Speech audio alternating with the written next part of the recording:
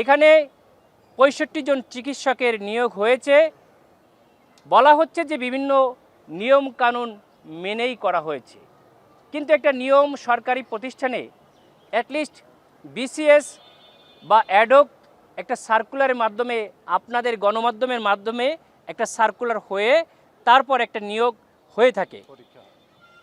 আমরা গত সরকারকে ফ্যাসিস্ট সরকার বলেছি, বাট ফরচুনেটলি বর্তমানে যে নিয়োগটা হয়েছে ফ্যাসিস্ট আমলে তারা যে 15 বছর শাসন করে গিয়েছে, এই সময়েও এরকম ধরনের নিয়োগ হয় নাই। এ ধরনের ন্যাক্কারজনক এবং গরিত নিয়োগ তারাও করার সাহস করে নাই, বা অ্যাটলিস্ট তারা মিনিমাম এই স্বাস্থ্য এবং শিক্ষা খাতকে কিছুটা হলেও একটা সার্কুলারের মাধ্যমে, একটা লিখিত পরীক্ষার মাধ্যমে নিয়েছে।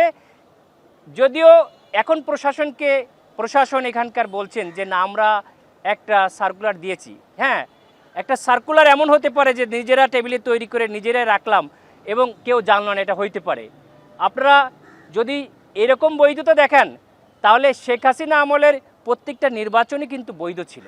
সারা দেশে তো এই সিলসিলা শুরু হয়ে যাবে যদি এটা বহাল থাকে। আমরা এটার বাতিল চাই। এখানে কিছু একটা অলিখিত একটা একদলীয় কমিটি হয়ে গেছে, তারা নিজেরাই এই কাজটা করছে, যেটা মানে মেধার ভিত্তিতে করা হচ্ছে না।